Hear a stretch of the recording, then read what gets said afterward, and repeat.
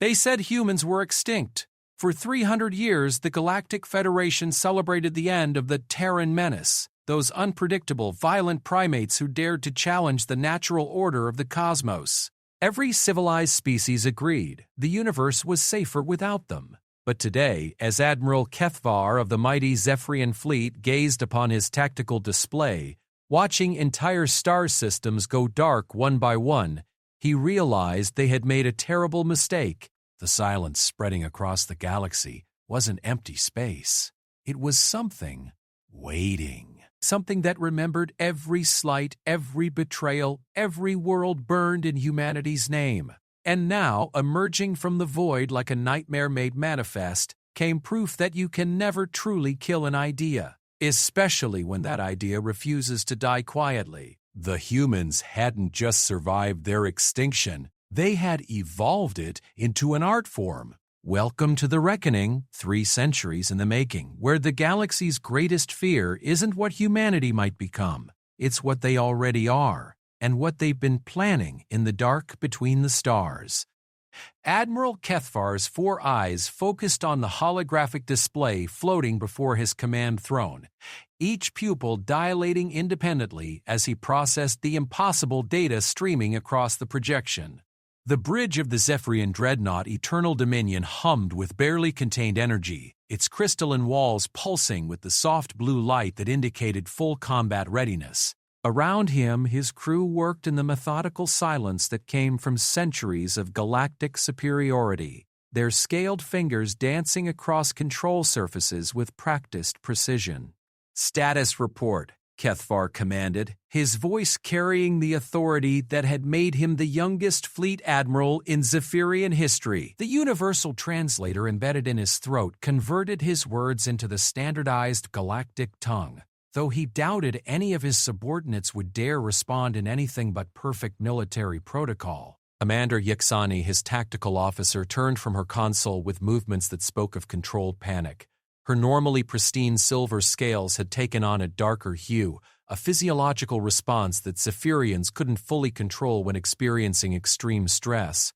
"Sir, we've lost contact with 17 star systems in the past 6 hours. The hegemony worlds of Talgaroth, New Synthesis, and the entire Broken Chain cluster have gone completely dark." Kethvar's tail, a meter-long appendage that served as both balance and emotional indicator, remained perfectly still. It was a skill he'd mastered during his rise through the ranks. Never let them see uncertainty. "Define dark, Commander." "Complete communication silence, Admiral. No subspace traffic, no quantum entanglement links, no emergency beacons." It's as if she paused, her secondary eyelids flickering. Another involuntary stress response. "As if they simply ceased to exist, sir." The bridge fell silent except for the ambient hum of the ship's massive engines and the soft whisper of the life support systems. Kethvar had commanded fleets through 3 different border conflicts and 2 full-scale wars, but he'd never encountered anything like this. Entire star systems didn't just vanish. There were protocols, procedures, backup systems built upon backup systems. The Galactic Federation's communication network had been perfected over millennia. "Sensor data?" he asked, though he suspected he wouldn't like the answer. Lieutenant Zorkes, barely past his molting ceremony and still sporting the bright green scales of youth, spoke up from the sensor station. "That's the problem, sir. Our long-range arrays are detecting something, but the readings don't match any known phenomena. It's like there's a moving zone of null space, but null space doesn't move, and it certainly doesn't expand." Kethvar rose from his command throne, his full 3-meter height casting a shadow across the bridge. His species had evolved from apex predators on a world where being tall meant being able to see threats coming from farther away. Right now, he felt like prey. "Show me." The main display shifted, zooming out to show a 3-dimensional map of the local galactic arm. Normally, it would be dotted with thousands of points of light, each one representing an inhabited system, a trade route, a beacon of civilization in the vast darkness between stars. Instead, Kethvar saw something that made his blood run cold. A massive sphere of absolute black was moving through space like a cancer, consuming everything in its path. Where star systems had once gleamed, there was now nothing. Not even the ambient radiation that should have been present in empty space. It was as if reality itself was being erased. "How large is it?" Kethvar asked, though part of him didn't want to know. "Approximately 200 light-years in diameter and expanding," Yexani replied. "At current rate of growth, it will reach the core Federation worlds within 18 months. 18 months! Kethvar's mind raced through the implications. The Federation controlled over 10,000 inhabited systems, home to nearly 1 trillion sentient beings across 47 different species. If this phenomenon continued to spread, it would mean the end of everything they had built over the past 3 millennia. "Sir," came a voice from the communications station. Ensign Pel Travis, a young Altarian whose species was known for their exceptional hearing, had gone pale, an impressive feat considering their naturally blue skin tone. "I'm picking up something on the emergency frequencies. It's very faint, but there's a transmission coming from inside the affected area." Every head on the bridge turned toward the communication station. Kethvar felt his hearts, both of them, skip a beat. "That's impossible! You just said there was nothing in there."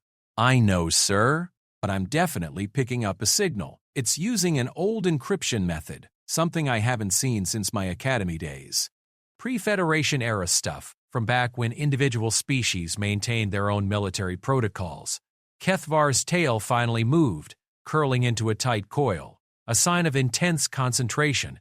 The pre-Federation era. 3 centuries ago, when dozens of species had been locked in constant warfare, before the Great Alliance that had brought peace and prosperity to the galaxy, before they had united against their common enemy, before they had destroyed humanity. "Decrypt it," he ordered. Pel Travis's fingers flew over his console, calling up algorithms that hadn't been used in regular military operations for generations. The process took several minutes, an eternity in real-time combat operations, while the bridge crew waited in absolute silence.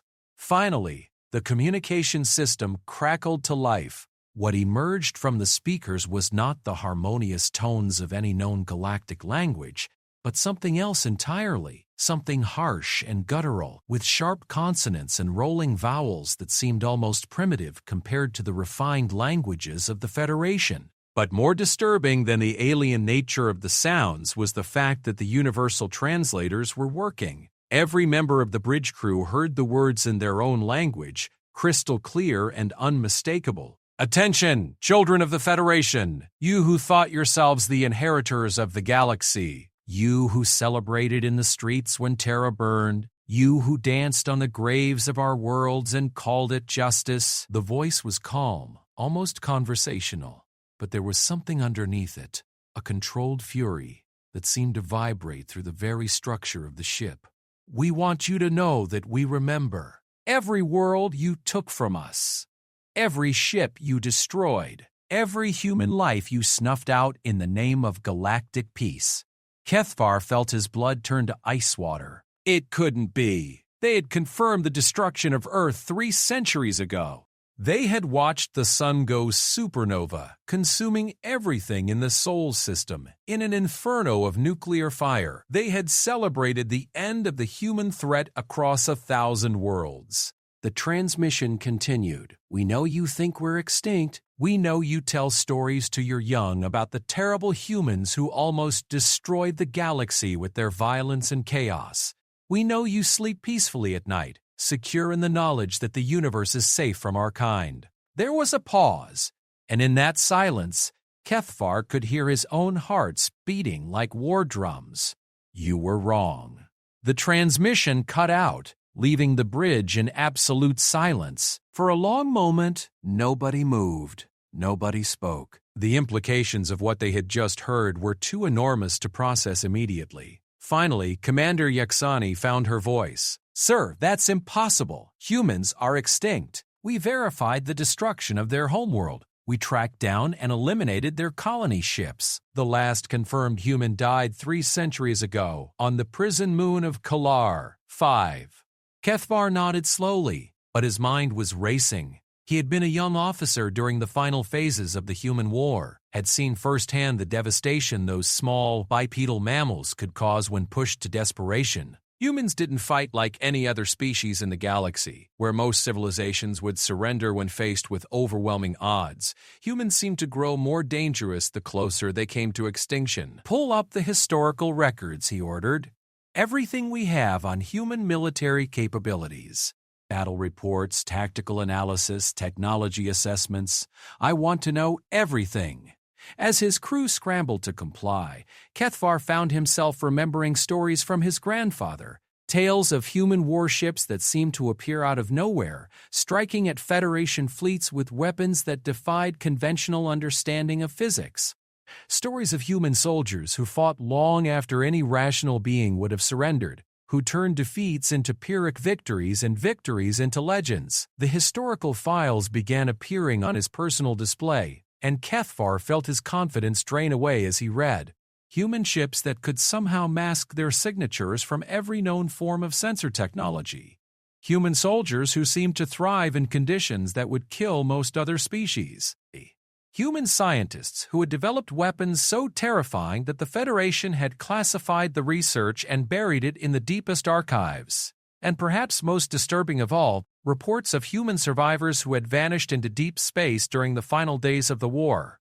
Ships that had simply disappeared, along with their crews, into the vast emptiness between galaxies. "Sir," Lieutenant Zorkes called out, his young voice cracking with strain, "I'm detecting movement within the null zone. Something large is emerging." The main display shifted back to the tactical view, and Kethvar saw something that would haunt his dreams for the rest of his life. Rising from the absolute darkness of the null zone, like some vast predator emerging from the depths of an ocean, came a ship. But calling it a ship was like calling a hurricane a gentle breeze.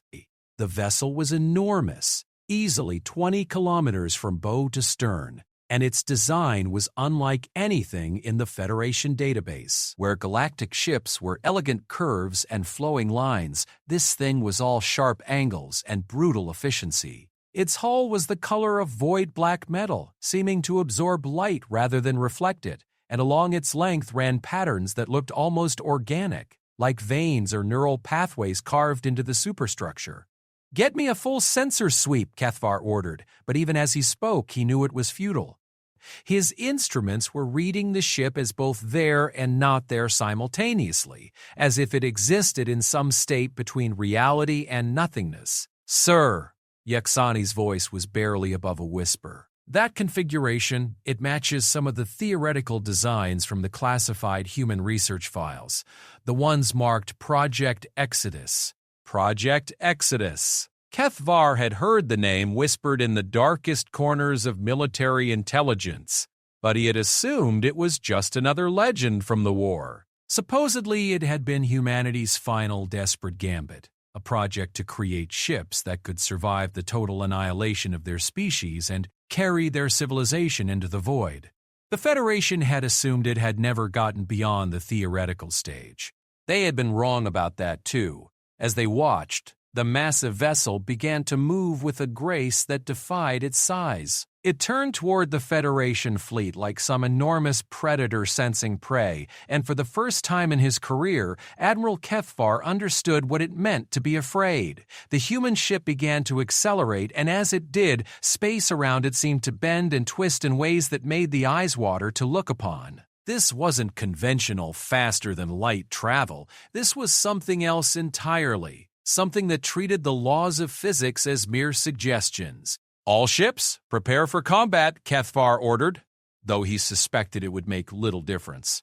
"Signal the Federation Council. Tell them," he paused, trying to find words for the impossible situation they faced. "Tell them that humanity has returned, and they remember everything."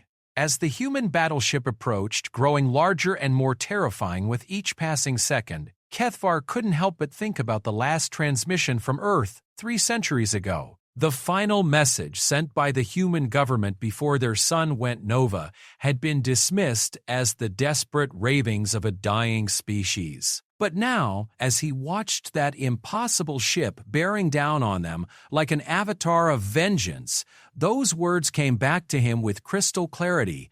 We will not go gently into that good night. We will rage against the dying of the light. And if you force us into the dark, we will learn to make the darkness our home. The humans had kept their promise. They had made the darkness their home. And now they were coming home to collect what was owed. The human battleship moved through space like a living shadow, its massive hull distorting the very fabric of reality around it. Admiral Kethvar watched from his command throne as his fleet's most advanced sensors struggled to maintain a lock on the approaching vessel. The readings made no sense. The ship registered as being simultaneously solid matter and empty space, as if it existed in multiple dimensions at once. "Admiral," Commander Yaxani called out, her voice tight with controlled panic. "The ship's energy signature, it's not matching any known power source. Whatever they're using to move that thing, it's beyond our understanding." Kethvar nodded grimly. 3 centuries of technological advancement by the Federation's greatest minds, and they were looking at something that made their achievements seem primitive by comparison. Weapons status? "All batteries charged and ready, sir." "But, Admiral," Yaxani hesitated, her scales now a deep charcoal color that indicated severe stress. "Our targeting computers can't get a stable lock. It's like the ship is existing in multiple locations simultaneously." The human vessel continued its approach, and as it drew closer, details became visible that made Kethvar's blood run cold. The hull wasn't just black. It seemed to drink in light, creating an aura of absolute darkness around the ship. Along its surface, those organic-looking patterns pulsed with a faint reddish glow, like blood flowing through veins. And at its prow, barely visible against the void, was a symbol that every member of the Federation knew from historical archives. A blue marble suspended in black space, the ancient emblem of Earth. "Incoming transmission!" Ensign Peltravis announced, his blue skin now pale as winter ice. "Same source as before, but the signal strength is massive. They're broadcasting across every frequency simultaneously. Put it through." The bridge speakers crackled to life, and once again that harsh, primitive human language filled the air. But this time, there was something different about the voice. Multiple tones layered beneath the surface, as if dozens of people were speaking in perfect unison. "Greetings, Admiral Kethvar of the Zephyrian Third Fleet. Yes, we know who you are. We know about your distinguished service record, your tactical innovations, your role in the Battle of Terminus Gate. We know about your family on Zephyr Prime, your mate Silvera and your 3 offspring. We know everything." The fact that they knew his name sent a chill down Kethvar's spine, but the mention of his family made his heart stop beating for a full second. Silvera and the children were 20,000 light-years away on Zephyr Prime, supposedly safe in the heart of Federation space. "How could these humans know about them?" the voice continued, seemingly reading his thoughts. "You're wondering how we know so much about you, about your fleet, about the Federation in general. The answer is simple. We've been watching. For 300 years, we've been in the dark between stars, observing everything you do, learning everything you are. Did you really think that destroying Earth would end us? That forcing us into exile would make us disappear?" On the tactical display, Lieutenant Zorkis was frantically trying to scan the approaching ship, but every probe they sent simply vanished into that sphere of absolute darkness surrounding the vessel. "Sir, I'm not getting any readings at all. It's like our sensors can't even perceive it properly." "We perfected the art of invisibility out of necessity," the human voice explained, as if responding to the young officer's confusion. "When you hunt down a species across the galaxy, when you burn their worlds and scatter their children to the void, the survivors learn to hide. They learn to move unseen, to strike without warning, to become the darkness itself." The human ship was now close enough that its true size became apparent. Kethvar had initially estimated 20 kilometers, but as more of the vessel emerged from its cloak of distorted space, he realized it was easily twice that size. possibly 3 times. The thing was less a ship than a floating city, a mobile world, built for war. "We want you to understand something, Admiral," the voice continued. "This isn't revenge. Revenge is emotional, impulsive, satisfying. This is something else entirely. This is consequences. For 3 centuries, the galaxy has enjoyed peace and prosperity built on the foundation of our extinction. Today, that bill comes due." "All ships open fire," Kethvar commanded. He had heard enough. Whatever these humans had become, whatever they wanted, he wouldn't let them threaten the billions of innocent lives under Federation protection. The combined firepower of the Third Fleet was staggering. 37 ships of the line, each one a technological marvel representing the best engineering the galaxy had to offer. Plasma cannons that could crack planets, quantum torpedoes that could destabilize stars, particle beam weapons that could slice through neutronium as if it were paper. Enough destructive force to annihilate entire worlds. The barrage struck the human ship dead center, a concentrated burst of energy that should have vaporized anything in its path. For a moment, space lit up like a newborn star as the weapon's fire converged on their target. When the light faded, the human ship was completely unharmed. Not just undamaged, the attacks hadn't even registered on its hull. It was as if the most powerful weapons in the galaxy had simply passed through it without making contact. "Impressive," the human voice commented with what sounded almost like approval. "Your technology has advanced considerably since the war. The plasma cannons alone represent a 30% improvement over the ones that burned Johannesburg. The quantum torpedoes are particularly elegant. We admire the way you've solved the containment field stability problem." Kethvar felt his world tilting on its axis. They were studying Federation technology while being fired upon, analyzing weapons even as those weapons failed to harm them. What kind of beings had humanity become in their 3 centuries of exile? "However," the voice continued, "we feel obligated to demonstrate the difference between your current capabilities and what we've learned in the dark." The human ship's hull began to change. Sections that had appeared solid suddenly became transparent, revealing a vast internal structure that defied comprehension. Kethvar saw chambers the size of cities, corridors that seemed to stretch for kilometers, and at the very heart of it all, something that made his mind recoil in instinctive terror. It was a massive sphere of pure energy, but not like any power source he'd ever seen. This was something alive, something that pulsed with malevolent intelligence. As he watched, smaller spheres detached from the main mass and began moving through the ship's internal structure like blood cells through a circulatory system. "This is what we found in the void between galaxies," the human voice explained. "When you drove us from the Milky Way, we kept going." Past the edge of known space into regions where physics work differently, where consciousness itself can be harvested and shaped into tools. We learn to make allies of things that exist beyond your understanding of reality. One of the smaller energy spheres reached what appeared to be a weapons port, and suddenly space around the Third Fleet began to ripple with barely contained power. But this wasn't conventional energy. This was something that seemed to reach into the very foundations of matter and twist them into new configurations. "You have 10 seconds to surrender," the humans announced. "We recommend you take this opportunity. Unlike your ancestors, we are capable of mercy, but our patience is not infinite."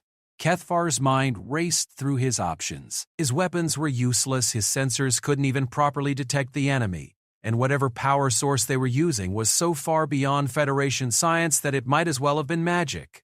But he was an admiral of the Third Fleet, and he had sworn an oath to defend the Federation against all threats.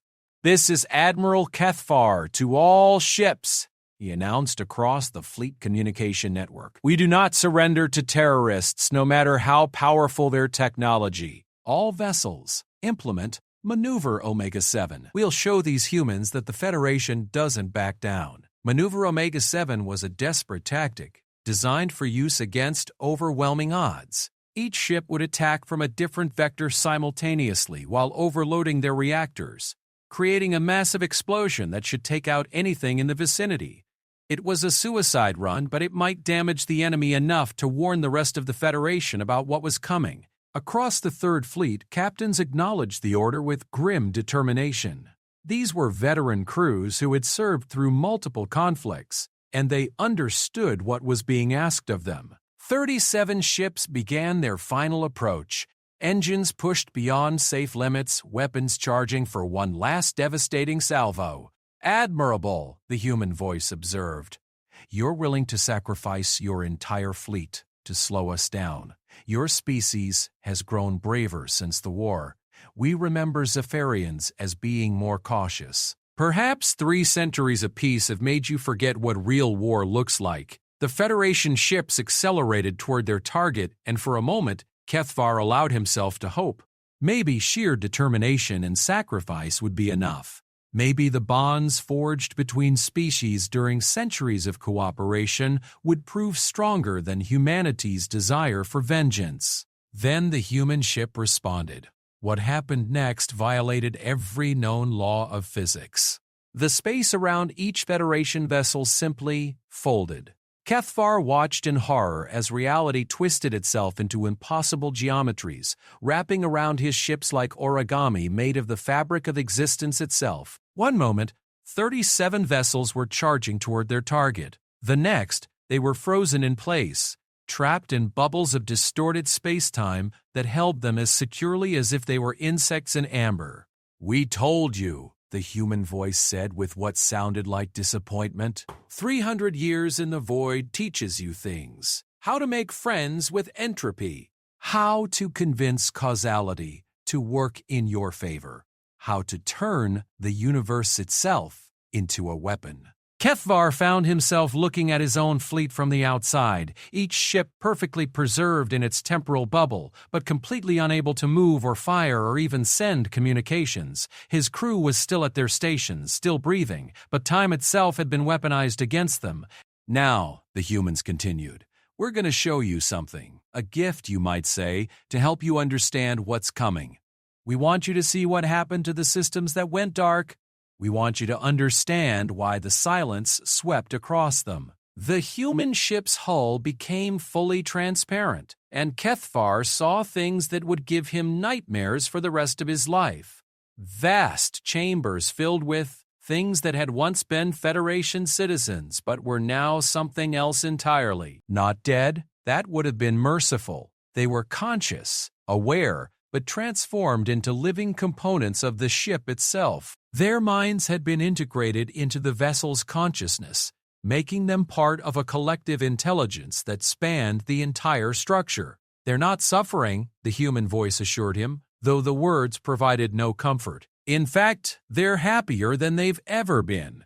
Complete unity of purpose, freedom from the burden of individual existence, perfect harmony with the ship and its mission. They help us navigate, calculate trajectories, monitor systems. They've become something greater than they were." Kethvar realized with dawning horror what had happened to the missing star systems. It wasn't that they had been destroyed. They had been absorbed, converted. Every living being in those systems was now part of the human collective. Their individuality dissolved into service to humanity's cause. "You see," the voice continued, "we learned something important during our exile. Individual consciousness is terribly inefficient. All those conflicting desires, competing goals, wasted effort, but when you merge billions of minds into a single purpose, when you remove the barriers between self and other, the results are extraordinary." The temporal fields around the Federation ships began to shift, allowing communication, but not movement. Kethvar could hear the panicked voices of his captains as they realized their situation, could feel their desperation and fear radiating across the communication channels. "This is what we offer the galaxy," the humans announced. "Not death, that's what you gave us. Not conquest, that's what you feared from us. Unity. Perfect, eternal unity under human guidance. Every species working together toward a common goal. All conflicts resolved, all suffering ended through the simple expedient of ending individual existence. "You're insane," Kethvar managed to say, finding his voice at last. "What you're describing isn't unity, it's slavery. It's the complete destruction of everything that makes life worth living." "Is it?" the human voice asked, and now it sounded genuinely curious. "Tell us, Admiral, in your 3 centuries of Federation peace, how many wars have been fought? How many species have gone extinct due to conflict? How many individuals have suffered because of the inevitable friction between different forms of consciousness?" Kethvar had no answer. The Federation had been remarkably peaceful compared to the chaos that had existed before its formation. But that peace had come through cooperation, through species learning to work together while maintaining their individual identities. "Our way is more efficient," the humans continued. "Complete unity eliminates waste, conflict, suffering. Everyone becomes part of something greater than themselves. The citizens of those 17 star systems, they're still alive, still conscious. But now they're part of us, working toward our goal of bringing this gift to the entire galaxy." "And what goal is that?" Kethvar asked, though he suspected he already knew the answer. "The same goal we've always had. The same goal that made your ancestors so afraid of us that they felt the need to commit genocide. We want to unite the galaxy. We want to bring all sentient life together under one banner, working toward one purpose. The difference is that now we know how to do it properly." The human ship began to move again, gliding past the trapped Federation fleet with contemptuous ease. As it passed, Kethvar could see more details of its internal structure: vast factories where new ships were being constructed, research laboratories where the boundaries of science were being pushed beyond recognition, and command centers where thousands of assimilated minds worked in perfect harmony to coordinate the fleet's activities. Because this wasn't just one ship, Kethvar realized. Hidden in the darkness behind it were dozens more vessels, each one nearly as large as the flagship. An entire armada had emerged from the void, carrying the accumulated knowledge and resources of every system they had consumed. "We're going to leave you here," the human voice announced. "Alive, unharmed, but unable to move or communicate with the outside galaxy. You'll serve as witnesses to what comes next. When our business with the Federation is complete, we'll return for you. By then, you'll have had time to consider our offer." "What offer?" Kethvar demanded. "The same one we're making to every system we encounter. Join us willingly and retain some measure of your individual identity within the collective. Resist and become part of us anyway, but with your consciousness fully subsumed into ours. Either way, you become part of something greater. The only difference is how much of your original self survives the transition."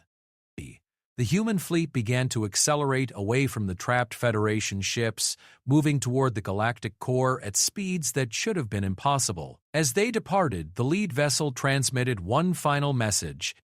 "Give our regards to the Federation Council, Admiral. Tell them that humanity sends its greetings, and that we'll be along shortly to discuss terms for galactic reunification.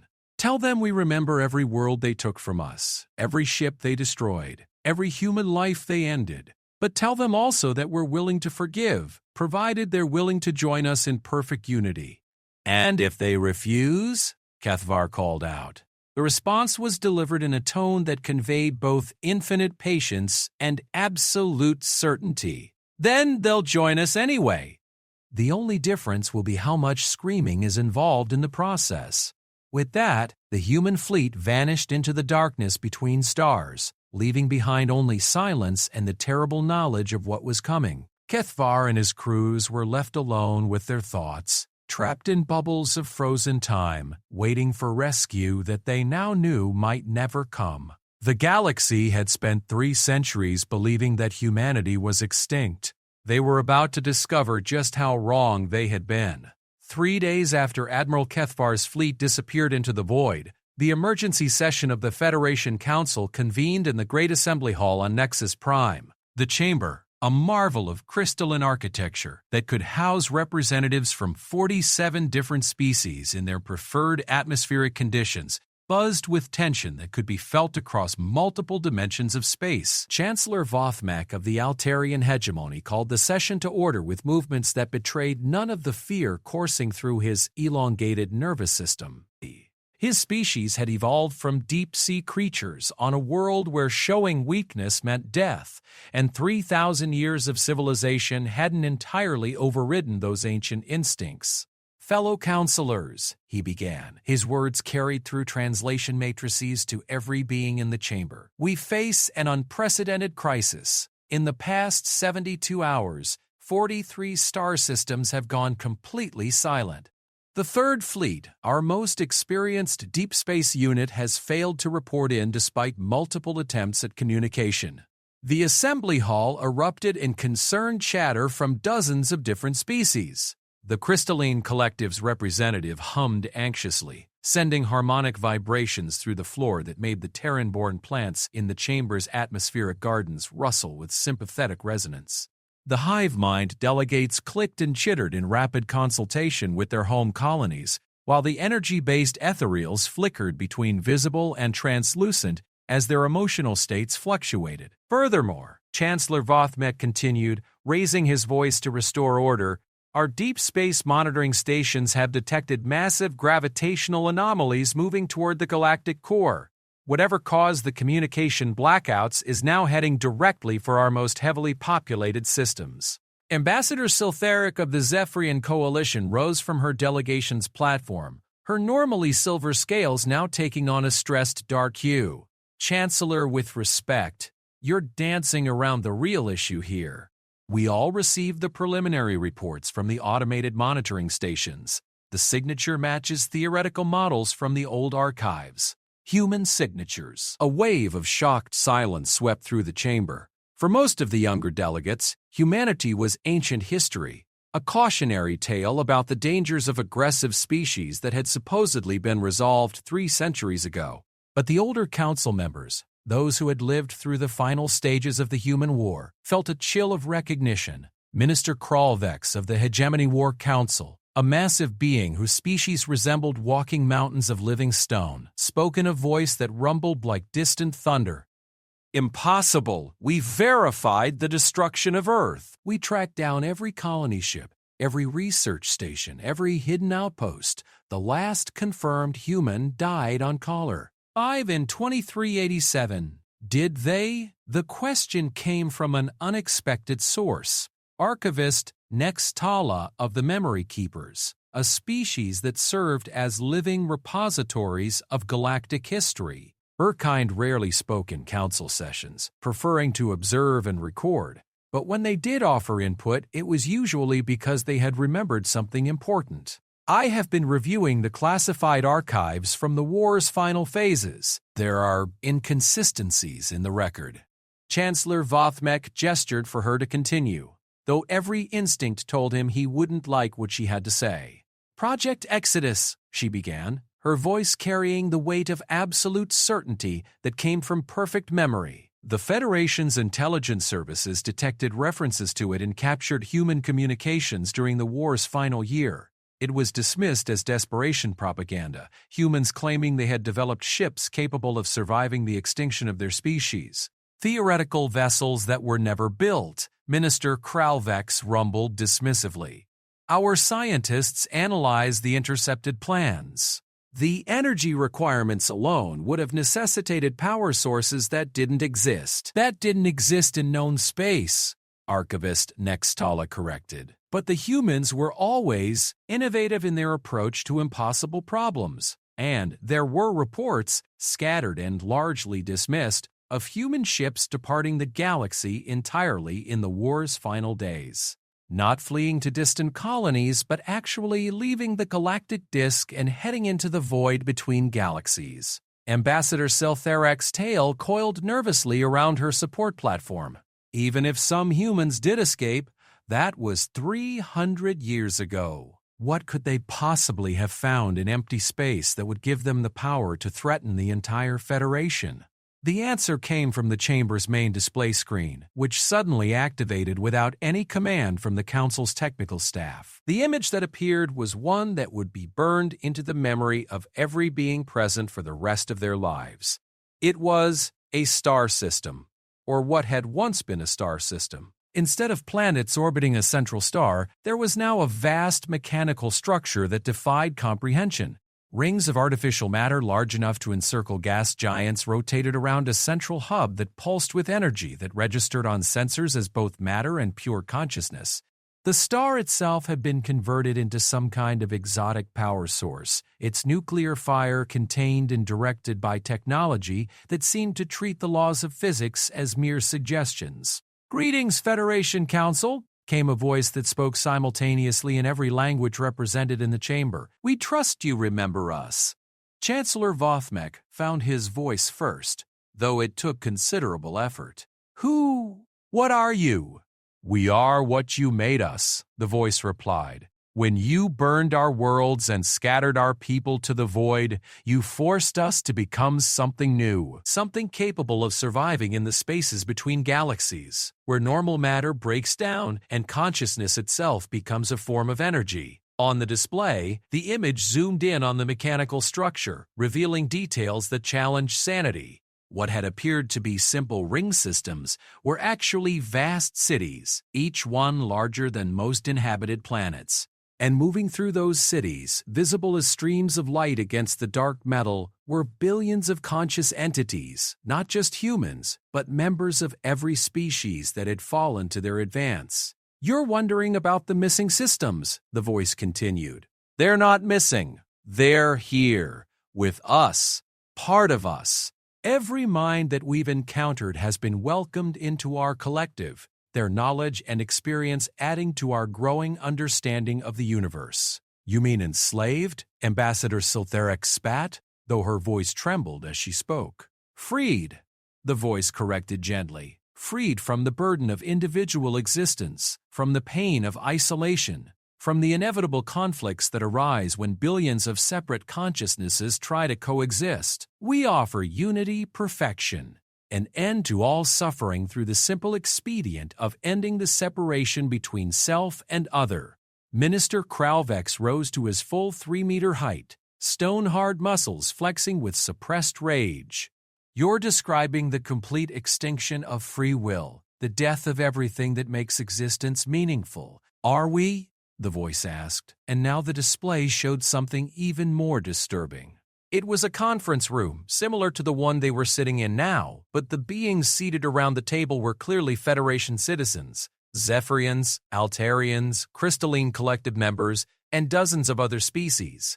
They appeared healthy, even happy, but there was something wrong with their eyes. They all looked in exactly the same direction, with exactly the same expression, as if they were viewing something wonderful that only they could see. "These are the voluntary converts from the synthesist system," the voice explained. "They chose to join us rather than resist.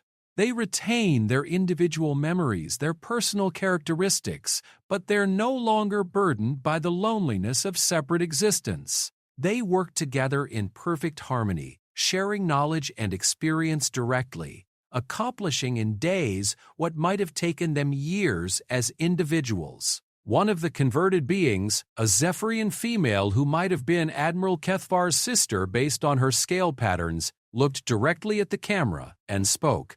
"It's beautiful," she said, though her voice carried the same multitonal quality that marked all human transmissions. "No more uncertainty, no more fear, no more painful decisions. We know our purpose, and we fulfill it gladly. We are part of something greater than we ever imagined possible." Chancellor Vothmec felt his blood turn cold as he recognized the look in her eyes. It was the same expression worn by religious fanatics, by beings who had abandoned critical thinking in favor of absolute certainty. But there was something else there too, a genuine happiness that seemed to transcend normal emotional states. "You see," the voice continued, "we're not conquerors in the traditional sense. We're liberators. We offer every species the same choice. Join us willingly and retain some portion of your individual identity, or resist and be absorbed completely into our collective consciousness. Either way, you become part of humanity's greatest achievement. And what achievement is that?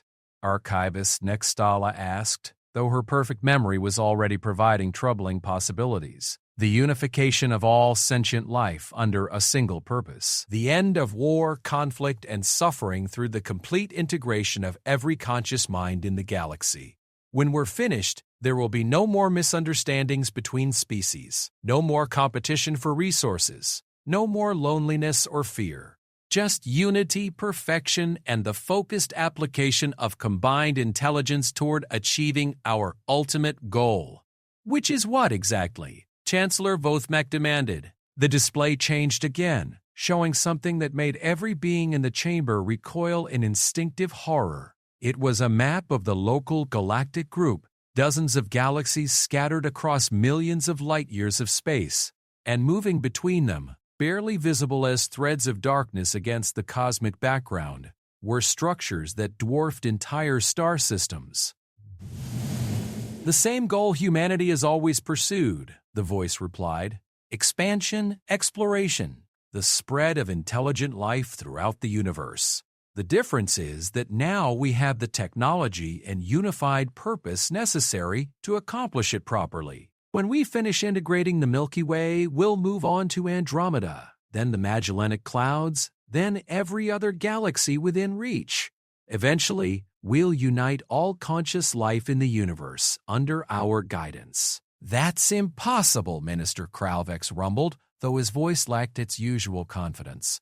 The energy requirements alone are easily met when you understand how to harvest consciousness itself as a power source, the voice interrupted. Every mind we integrate adds to our computational capacity and our ability to manipulate reality at the quantum level. We don't fight the universe anymore. We convince it to work with us.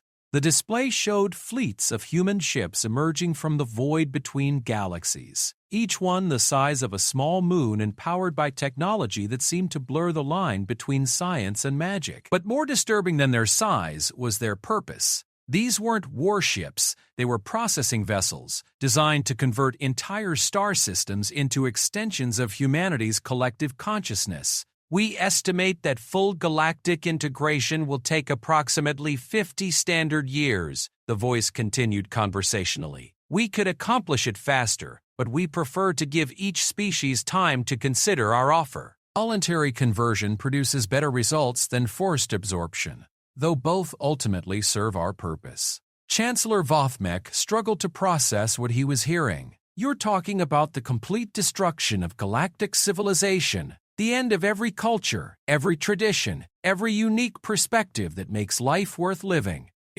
We're talking about evolution, the voice corrected.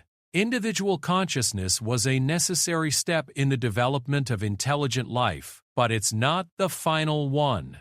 Just as single-celled organisms eventually learn to work together to form complex multicellular life, individual minds must eventually merge into something greater. We're simply facilitating that natural progression. The chamber erupted in panicked discussion as the implications became clear. This wasn't just an invasion, it was the planned extinction of individuality itself. Every species, every culture, every unique way of looking at the universe would be absorbed into humanity's collective consciousness and lost forever. However, the voice continued, cutting through the chaos, we are prepared to offer the Federation a special arrangement. Given your species' historical role in our own development, we're willing to grant your leadership positions within the collective. You would retain more individual autonomy than most converts, serving as regional administrators while we complete the integration process. Never, Ambassador Siltherak declared, though her voice shook with terror. The Federation will never surrender to your perverted vision of unity. We expected as much, the voice replied with what sounded like genuine regret. Your species have grown proud during the centuries of peace, confident in your technological superiority and military strength, but you're fighting with tools designed for conventional warfare against beings who have learned to weaponize reality itself. The display shifted to show a real-time view of space around Nexus Prime, and every delegate felt their hearts stop. Surrounding the Federation's capital world, previously invisible against the cosmic background, was a fleet that beggared description. Hundreds of human vessels, each one larger than the most massive Federation dreadnought, hung in space like sleeping leviathans. They had been there all along, completely undetected by the most advanced sensor networks in the galaxy. "We've been watching this session with great interest," the voice explained. "Your debate patterns, your emotional responses, your decision-making processes, all valuable data that will help us understand how to integrate your species more efficiently. We particularly appreciate the Crystalline Collective's harmonic communication method and the Ethereal's ability to exist in multiple dimensional phases simultaneously. These capabilities will be most useful additions to our collective." "You can't be everywhere at once," Minister Kralvex protested desperately. "The galaxy is vast, with millions of inhabited systems.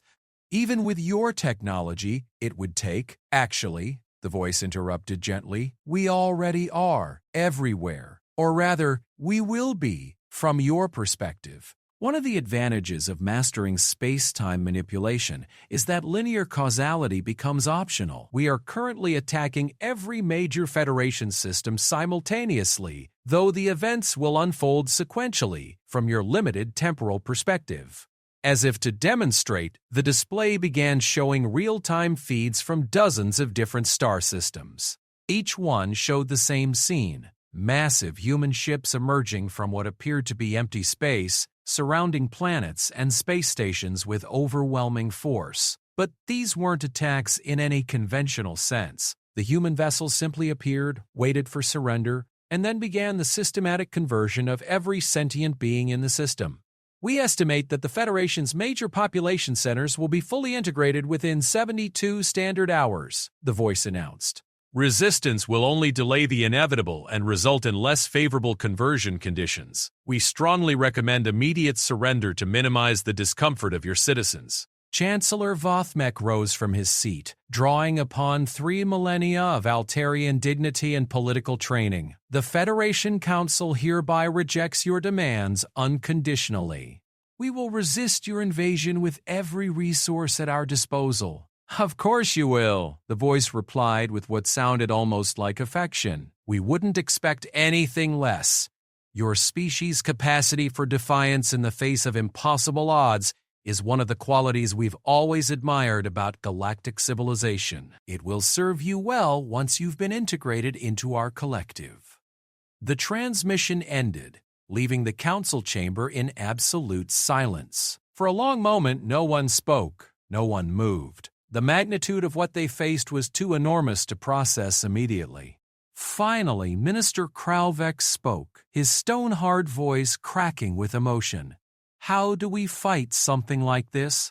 Our weapons are useless, our sensors can't detect them, and they seem to control time itself." "We don't fight them," Chancellor Vothmek replied quietly. "We run. We evacuate as many systems as possible, scatter our people across the galaxy, and hope that some remnant of galactic civilization survives whatever's coming." But even as he spoke, he knew it was hopeless. You couldn't run from an enemy that could be everywhere at once, that could manipulate causality itself, that had already demonstrated the ability to convert entire civilizations to their cause.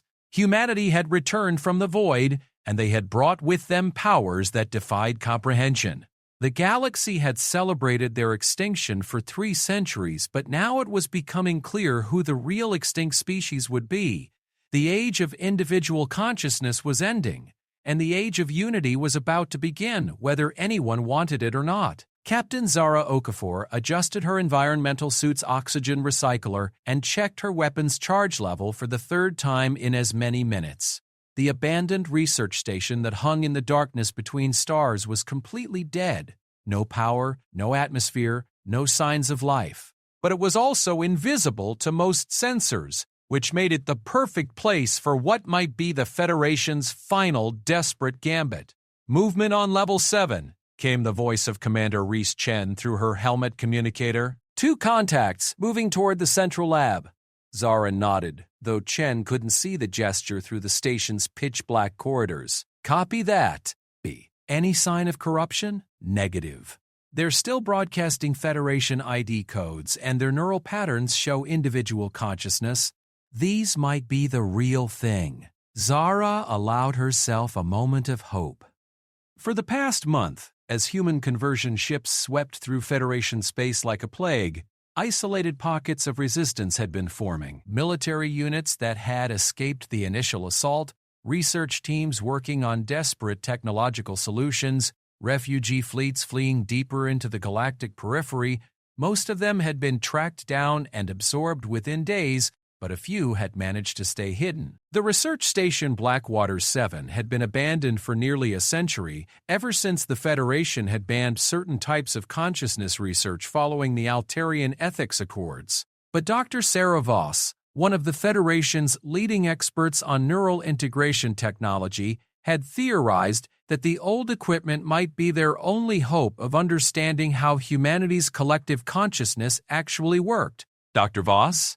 This is Captain Okafor, Zara spoke into her communicator. We have 2 more survivors incoming. How much longer do you need? The reply came through heavy static, distorted by the ancient station's failing communication systems. Almost finished with the initial analysis, Captain. But what I'm seeing, it's terrifying. The humans haven't just created a collective consciousness. They found a way to make individual identity completely optional. Zara felt a chill that had nothing to do with the station's sub-zero temperature. Explain. Come see for yourself, and bring the new arrivals, if they're who I think they are. Their input could be crucial.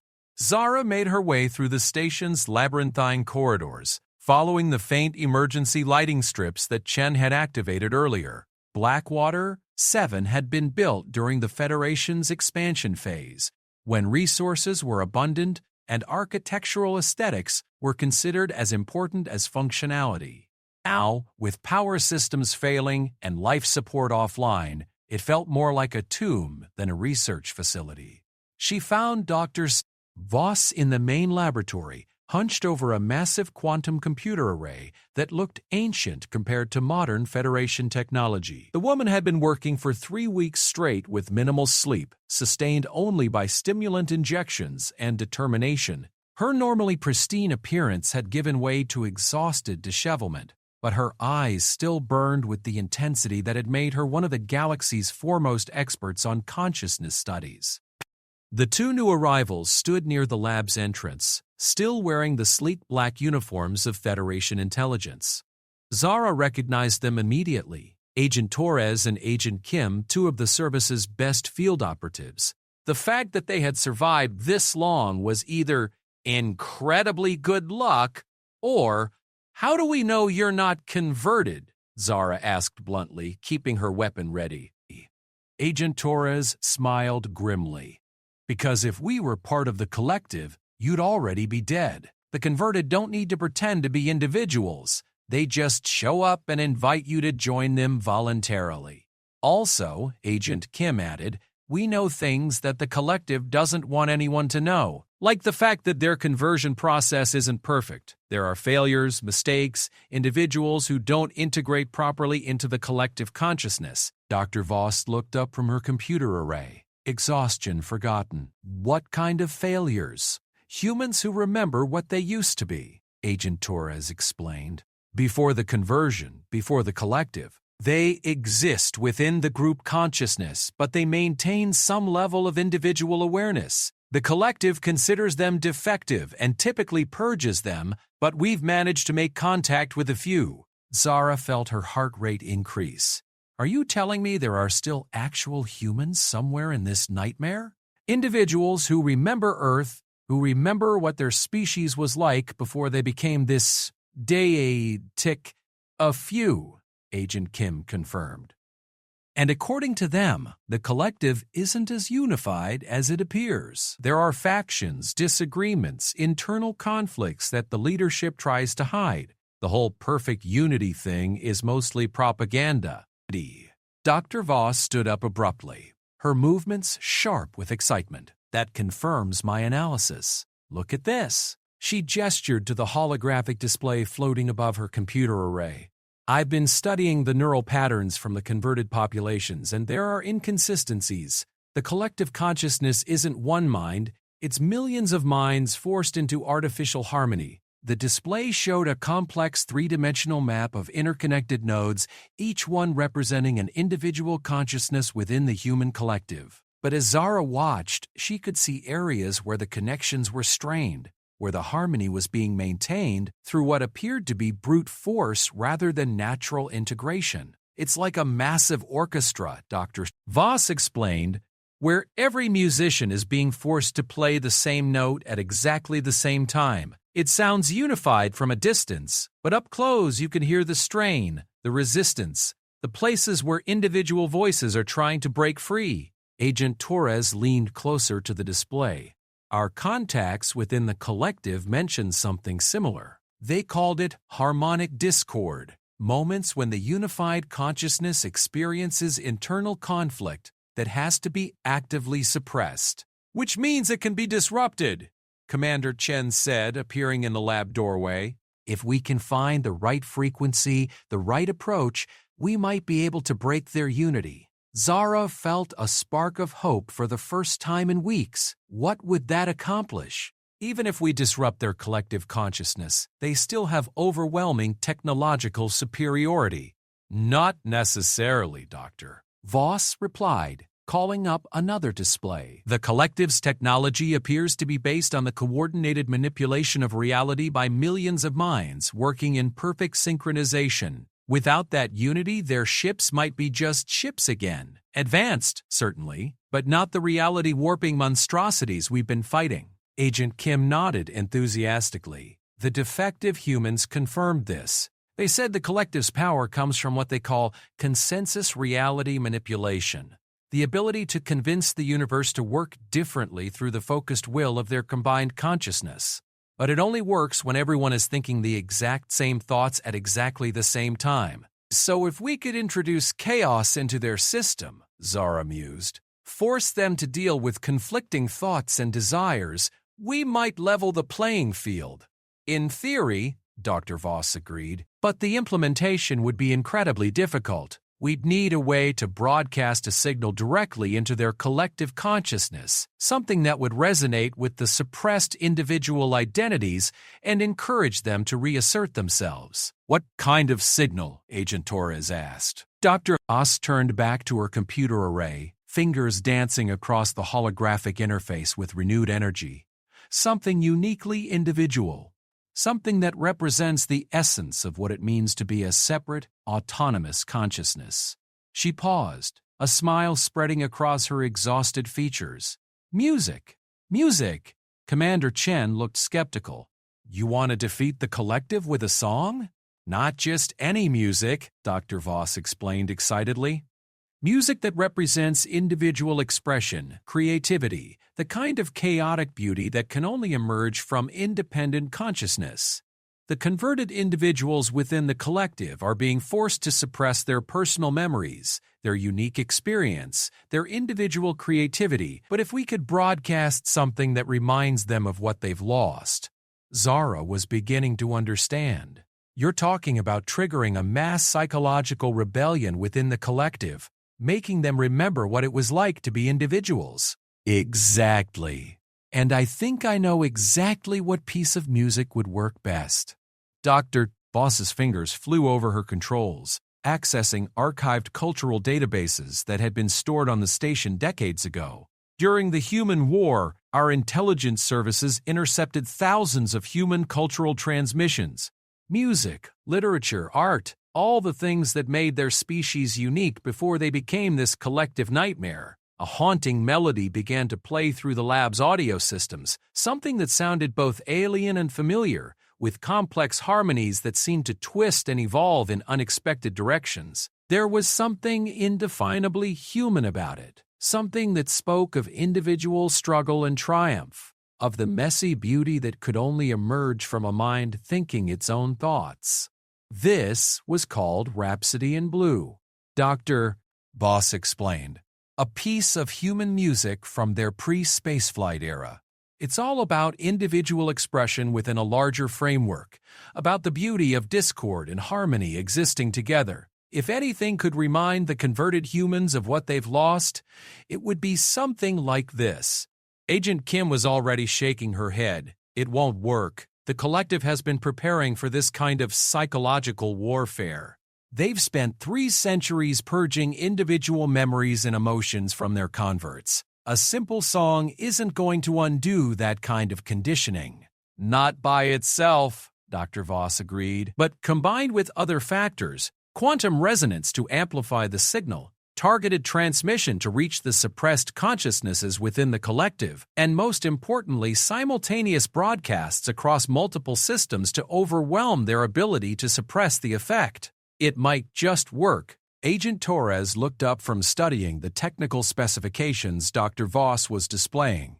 You're talking about building a weapon that attacks consciousness itself, the ethics alone. The ethics are simple, Zara interrupted. Either we find a way to restore individual consciousness to the converted populations, or we watch as every sentient being in the galaxy is absorbed into their collective. I'd rather fight for the right to think individual thoughts than surrender to perfect unity.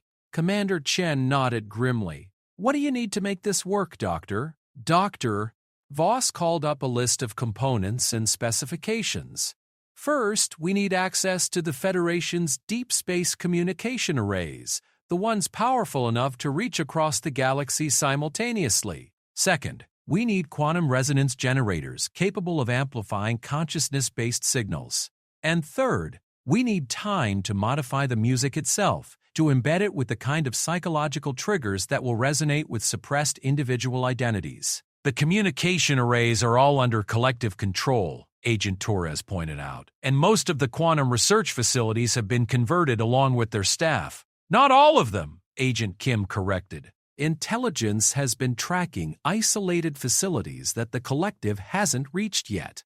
There's a quantum research station in the Void Nebula that's still broadcasting Federation codes, and a communication array on the edge of the Magellanic Cloud that's been maintaining radio silence but still appears to be operational. Zara felt the familiar weight of command decisions settling on her shoulders. The plan was desperate, probably impossible, and based on theories that had never been tested in real-world conditions. But it was also the first glimmer of hope they'd seen since the collective began its assault on galactic civilization.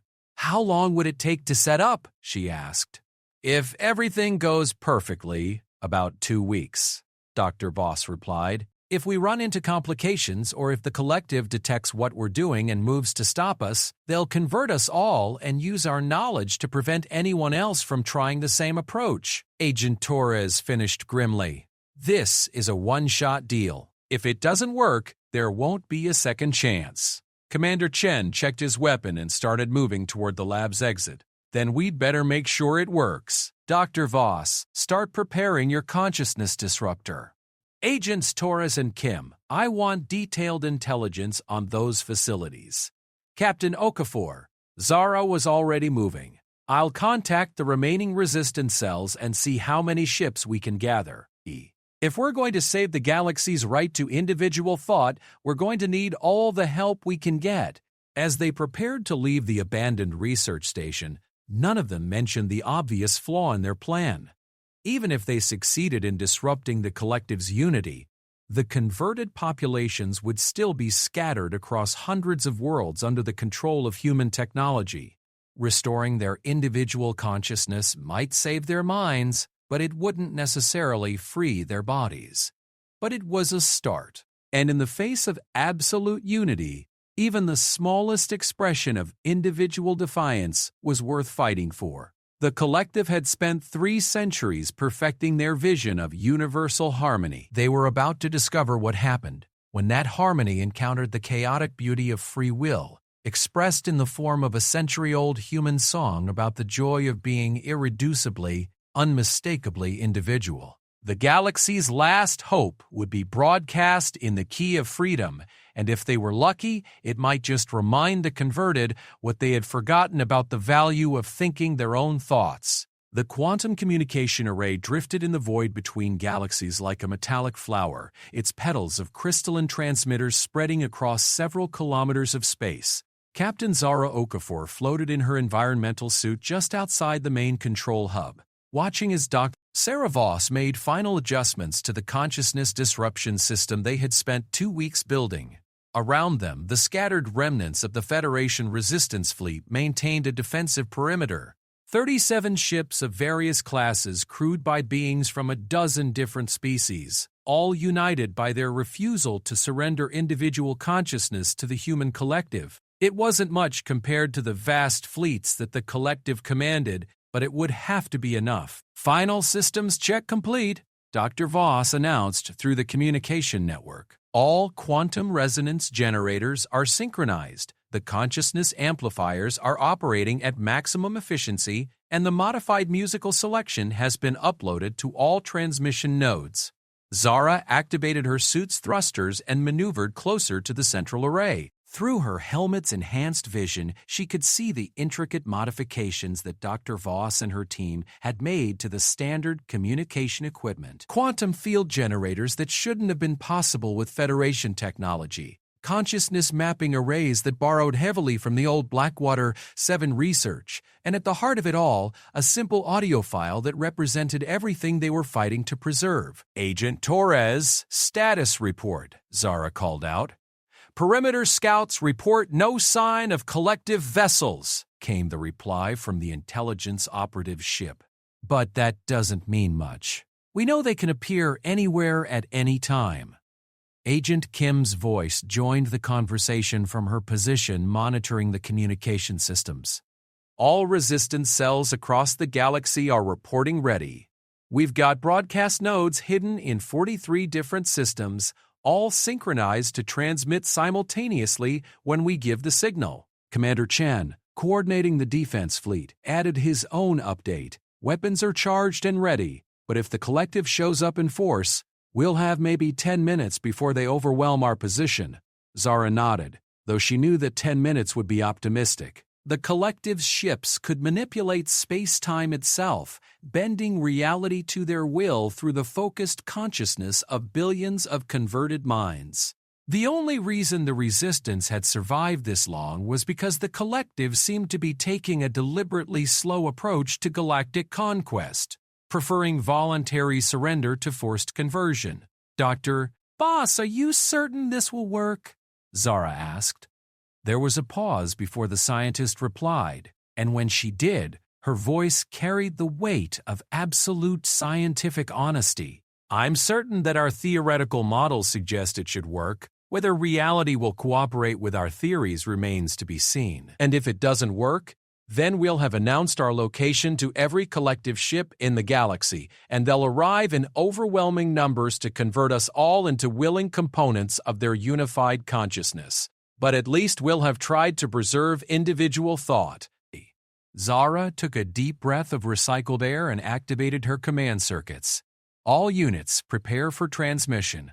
This is our one chance to remind the galaxy what it means to think for yourself. As her finger hovered over the activation control, Zara found herself thinking about the irony of their situation.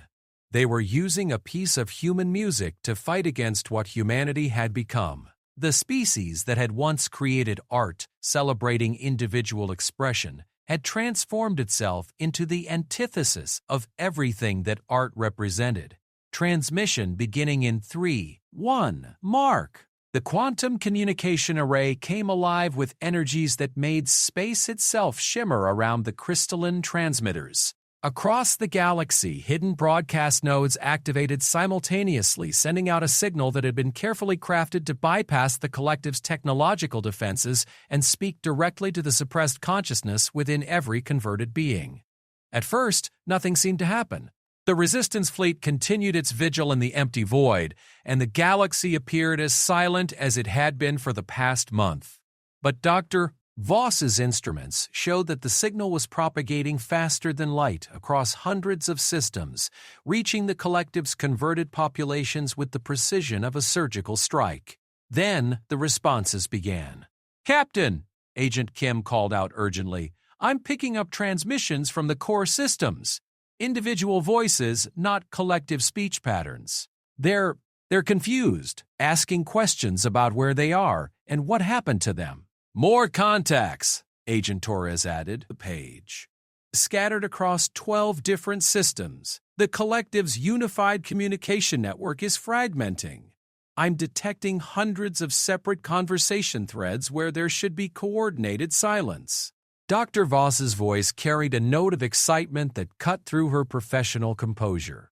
It's working. The consciousness patterns are destabilizing across multiple population centers. Individual identities are reasserting themselves faster than the collective can suppress them. But even as hope began to bloom in Zara's chest, her tactical training was warning her that success would come with consequences.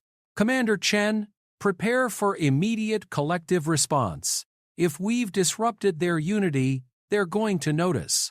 The response came faster than anyone had expected. Space around the communication array suddenly twisted, reality bending like heated metal, and massive human ships began emerging from dimensions that shouldn't have existed. But something was wrong with them. Instead of the perfect coordination the collective usually displayed, the vessels appeared to be operating independently, some moving to attack positions while others seemed confused about their purpose.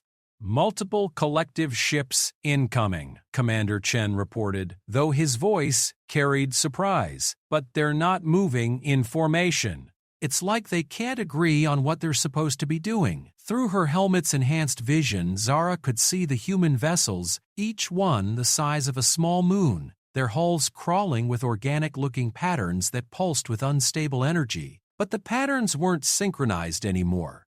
Instead of the rhythmic, unified pulsing that had marked collective technology, the ships showed chaotic, independent light patterns that suggested internal conflict. Dr. Voss, what's happening to them? The consciousness disruption is affecting the collective ships directly, the scientist replied excitedly.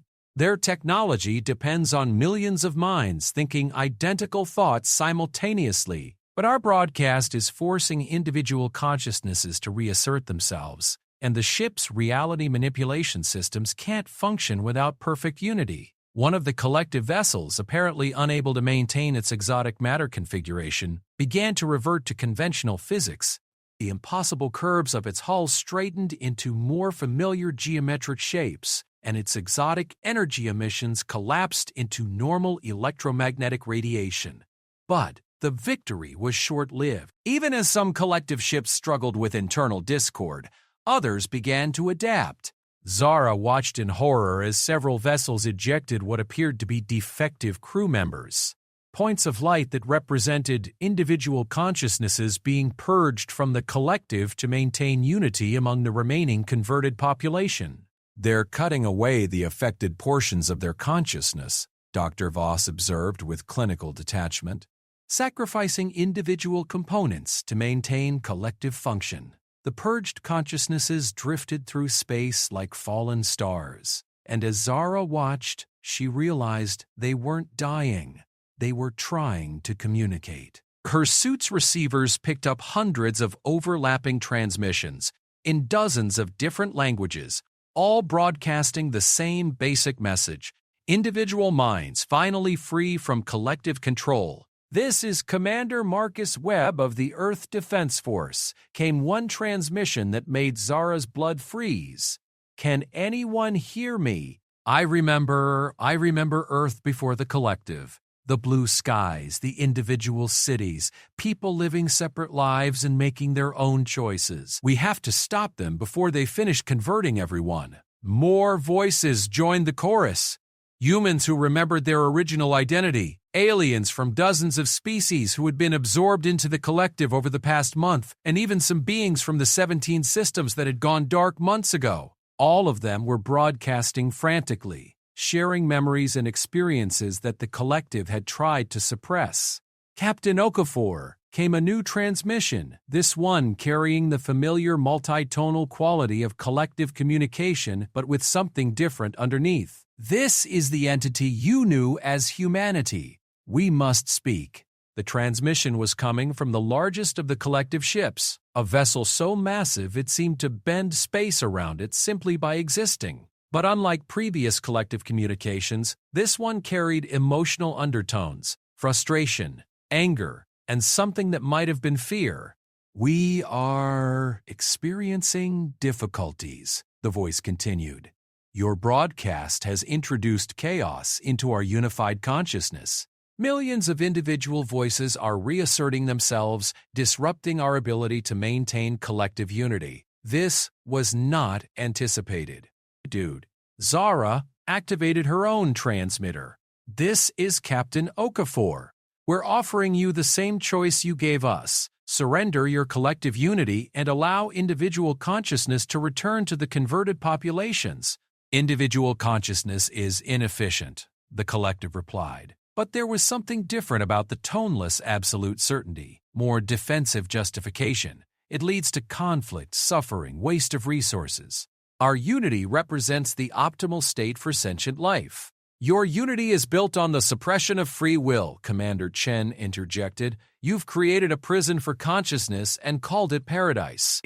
We have eliminated war, poverty, loneliness, fear, and in doing so, you've eliminated everything that makes life worth living," Dr. Voss interrupted.